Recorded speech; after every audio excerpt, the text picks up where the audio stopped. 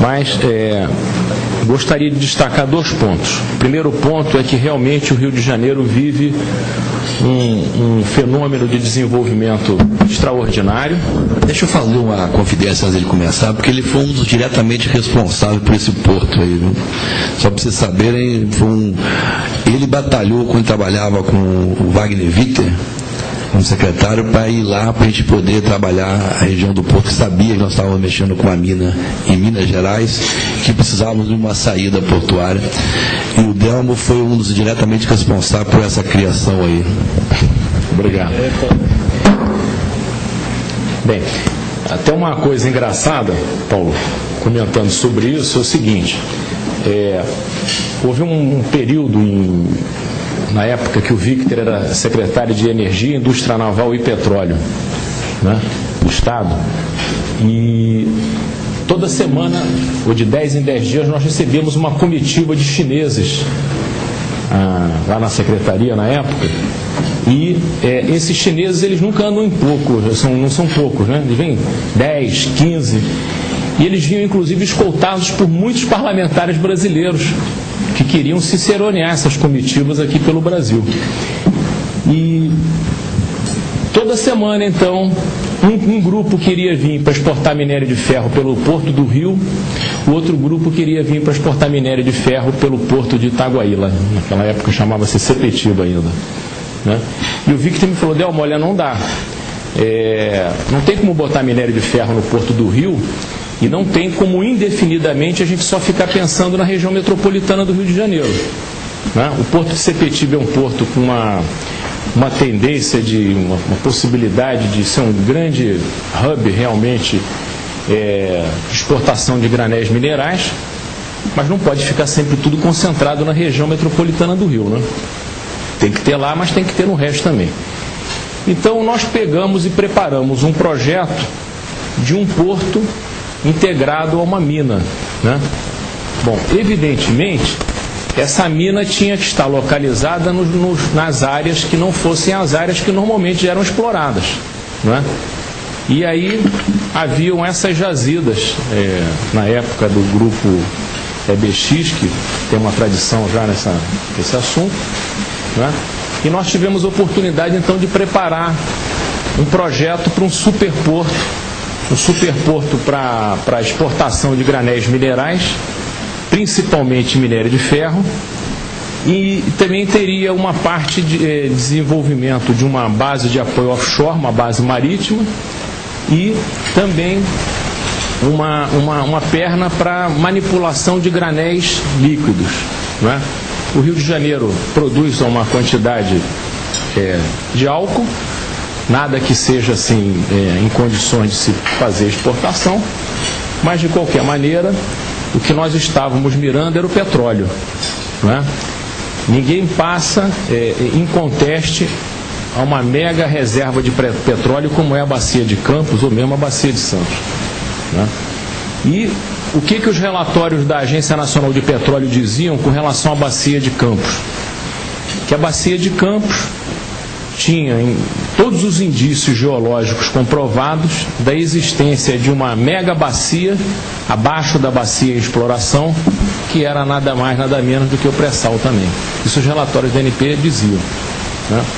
E é claro que o Rio de Janeiro, exportando hoje mais de 600 mil barris de petróleo bruto por dia, tem que ter um parque de refino compatível para não virar um exportador de produtos, né, brutos.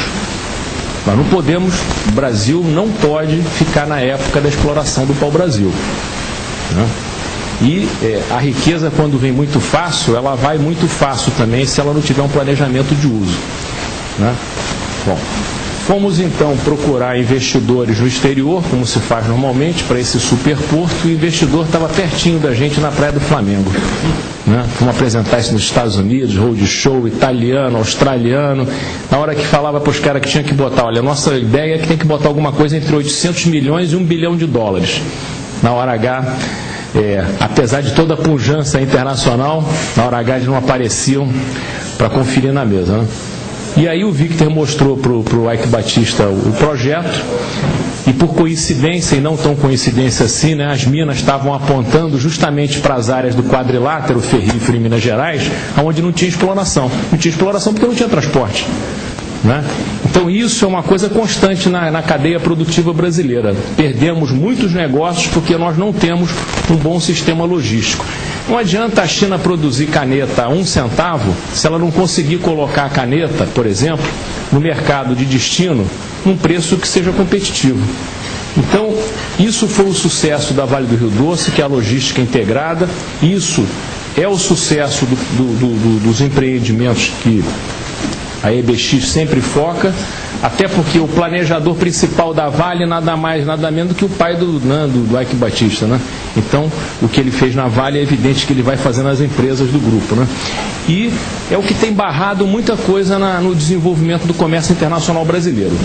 Bom, então, o mais fantástico que eu acho que aconteceu nesse projeto do Superporto do Açu é que eles não se contentaram em ter simplesmente um trampolim para chegar ao comércio internacional, aos mercados estrangeiros.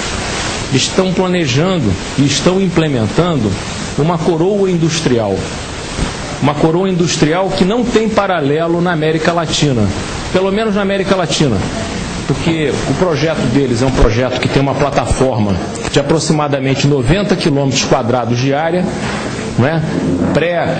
Pré-estudada no aspecto inclusive ambiental também, para as coisas que forem definidas para lá, tem que estar com a parte ambiental bem resolvida, né? Mas nós temos ali desde a produção de energia elétrica, aproveitando a logística do porto para importação de carvão, como a produção de produtos siderúrgicos, o que é uma coisa muito boa para o Brasil. É muito bom para o Brasil exportar minério de ferro, mas é muito bom para o Brasil também produzir aço, né?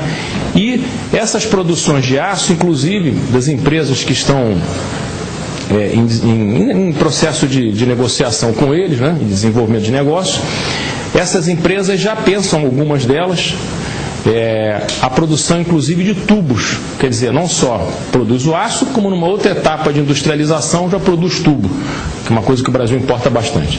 Bom, o que o governo do estado fez então?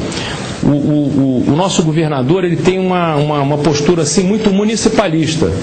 O governador adora poder fazer interação de projetos com os prefeitos. O que nós fizemos nessa nossa apresentação foi simplesmente o seguinte: existe uma quantidade imensa de projetos produtivos no norte do estado do Rio, que a maioria da população do estado do Rio e do Brasil não tem a noção, a perspectiva do que aquilo ali vai ser, né? Eu estava perguntando para o professor Antônio, quantos habitantes tinham, que eu não estava me lembrando direito, em 1986, 85, em São João da Barra? 28 mil. 32 ou 33 agora, não é isso? Bom, conhecendo o que aconteceu em outros centros industriais e de serviços do Brasil, eu acho que essa conta dos 400 mil é uma conta boa. Não é nenhuma coisa muito grande.